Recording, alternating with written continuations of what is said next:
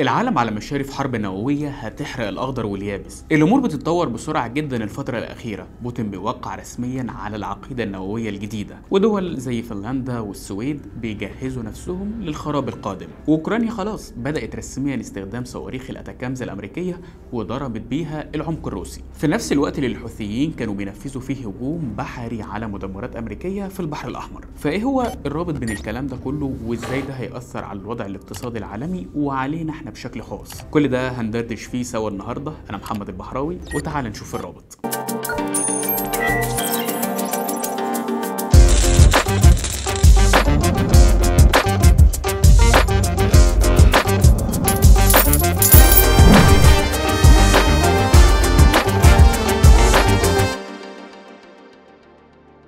تعالوا نبدأ النهارده بالخبر الرئيسي اللي ولع الدنيا امبارح، وهو ان بوتين اخيرا وقع على مرسوم تغيير العقيدة النووية الروسية. طيب ايه معنى الكلام ده بقى؟ صحيفة ذا نيويورك تايمز نشرت مقال بتقول فيه ان بوتين خلاص وقع رسميا على خفض عتبة استخدام الأسلحة النووية. الموضوع ده كان متخطط له ومتوقع من فترة، بس استخدامه في الوقت الحالي بيقول حاجة واحدة بس، ان بوتين قرر يرد بكل قوته على الضربة الأوكرانية الأخيرة. الصحيفة نقلت عن ديمتري بيسكوف المتحدث باسم الرئيس بوتين ان العقيدة الجديدة بتسمح لروسيا بأنها ترد بالأسلحة النووية على أي هجوم داخل أراضيها، حتى لو الهجوم ده تم بالأسلحة التقليدية. يعني من الآخر عادي جدا دلوقتي أوكرانيا تضرب روسيا بصواريخ الأتاكامز التقليدية، فيرد بوتين بالصواريخ النووية فورا، وده وفقا لعقيدته الجديدة اللي لسه موقع عليها. وعشان تدرك خطورة الكلام ده، فالعقيدة النووية الروسية في 2020 كانت ما بتسمحش لروسيا باستخدام السلاح النووي إلا في حالة واحدة بس، وهو وجود تهديد يزيل الدولة الروسية نفسها. فمن الواضح ان نية بوتين المعلنة بتغيير عقيدته النووية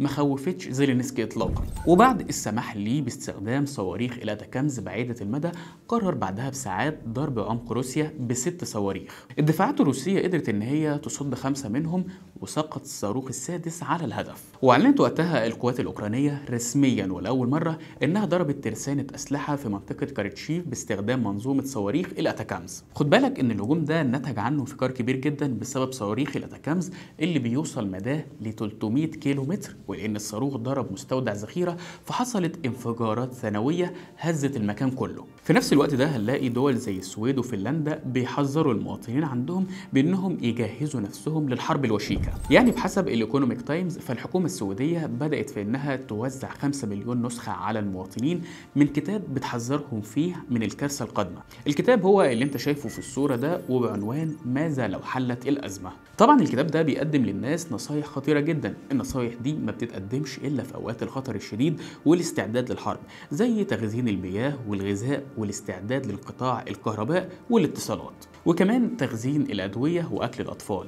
طيب هو ايه الرابط بين فنلندا والسويد والحرب بين روسيا واوكرانيا؟ هم ليه يخافوا يعني؟ طبعا هنا من الجدير بالذكر تقول اهميه دوله زي فنلندا والسويد في الحرب اللي جايه دي. فنلندا حاليا هي من اكبر منتجي الذخائر الحربيه في اوروبا، ومن اكبر المصنعين، وتعتبر كمان مخزن ذخيره لاوروبا. السويد وفنلندا دخلوا الناتو بعد الغزو الروسي لاوكرانيا، ومن ساعتها هما بيحاولوا انهم يسلحوا نفسهم خوفا من مواجهه روسيا. كمان فنلندا بتعتبر اكبر مزودي اوكرانيا بالذخائر، وضعفت انتاجها كذا مره عشان تواكب الاحتياجات الاوكرانيه. لكن واضح ان الرد الروسي بدا، بس مش في اوكرانيا. النيويورك تايمز نشرت مقال بتقول فيه ان القوات الاسرائيليه اكتشفت كميات كبيره من السلاح الروسي مع حزب الله. الصحيفه بتقول كمان ان القاده العسكريين الاسرائيليين كانوا عارفين ان حزب الله معاه بعض الاسلحه الروسيه، لكن الوضع المره دي مختلف. الاسلحه الجديده دي اسلحه حديثه ومتطوره ومتوفره باعداد اكبر من اللي كان الاسرائيليين متوقعينه. كمان الحوثيين دخلوا على الخط وشنوا سلسله هجمات على مدمرتين تابعتين للبحريه الامريكيه بطيارات مسيره وصواريخ، وسبق وكانت روسيا سلحت الحوثيين عن طريق تاجر الموت فيكتور بوت، وده بحسب اللي نشرته النيويورك تايمز. طيب تمام، ازاي بقى امريكا والناتو ناويين انهم يردوا على التهديد الروسي الاخير ده بتعديل العقيده النوويه؟ لو تفتكر معايا في اكتوبر اللي فات لما بوتين طلع ولمح بتغيير العقيده النوويه الروسيه، ساعتها طلع الامين العام للناتو وقال ان التهديد الروسي غير حقيقي ومش هتقدم اي تنازلات. نفس الكلام اتكرر تاني، وخرج مجلس الامن القومي التابع للبيت الابيض في بيان قالوا ان الاعلان الاخير لروسيا كان غير مفاجئ، وروسيا اظهرت نيتها الحقيقيه في تحديث العقيده النوويه من اسابيع. ده كمان الموضوع ما وقفش عند عدم الاهتمام الامريكي بالتهديد التهديد الروسي. جيك سوليفان مستشار الامن القومي الامريكي في لقاء ليه مع قناه BBS قال تصريحات مهمه جدا. سوليفان نفى ان امريكا ليها اي تدخل مباشر في الحرب الاوكرانيه الروسيه، وقال ان مجرد ارسال اسلحه لاوكرانيا لا يعني تدخل امريكي مباشر في الحرب دي. ولما اتسال عن تجنب استفزاز روسيا بارسال الاسلحه لاوكرانيا، انكر سوليفان اهميه الاسلحه دي في قلب معادله الحرب.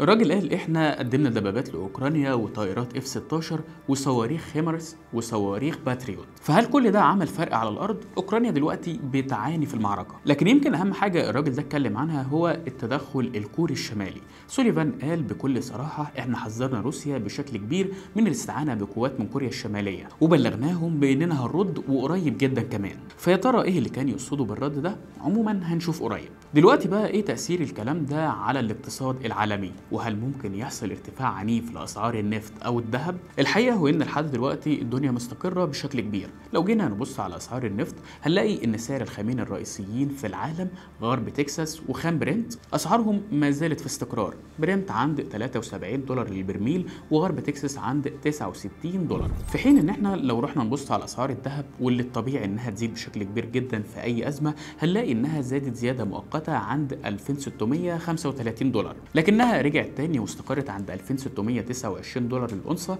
وده وقت تسجيل الحلقة دي. طبعا من أهم أسباب الخسائر الكبيرة اللي حصلت في الذهب كانت تراجع المخاوف الجيوسياسية، يعني من الآخر كده هدوء الأحداث بعد ما كانت مولعة الفترة بين الكيان وإيران وكل واحد فيهم بيستعد إن هو يضرب التاني. ساعتها وبعد الهدوء ده نزلت أسعار الذهب بسبب عمليات بيع كبيرة جدا للمعدن الأصفر، وده اللي بسببه ارتفع الدولار. ده كمان بالإضافة لعودة ترامب للبيت الأبيض واللي زودت ثقة الناس أكتر في إن الحروب دي كلها هتقف، والكلام ده عزز موقف الدولار أكتر وأكتر.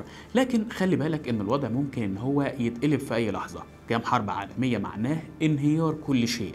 انت بتتكلم عن تدمير البنية التحتية للمدن والمصانع، ومش بس في دولة واحدة، ده في العالم كله. الانتاج هيقف والسلع والخدمات الأساسية هتبقى شحيحة، وقتها هتحصل أزمات في الغذاء والطاقة في كل حتة في العالم، وأسعار الوقود هترتفع بشكل جنوني وهتنهار عملات كتير. ضيف على كل ده بقى احتمال ان الحرب دي تكون حرب نووية، وقتها هتلاقي الوضع بقى مرعب ولا يمكن تصوره. في النهاية المشهد العالمي بيتغير بسرعة، وأي خطوة خاطئة أو غير محسوبة من أي طرف ممكن انها تجر العالم لكارثه غير مسبوقه. واللي لازم تكون فاهمه ان الحرب النوويه بقت خطر حقيقي بيهدد البشريه كلها، واحنا بقينا قصاد فتره حرجه جدا. اكتب لنا رايك في التعليقات، هل شايف الحرب هتقوم فعلا ولا لا؟ وما تنساش اللايك كالعاده، شير الرابط.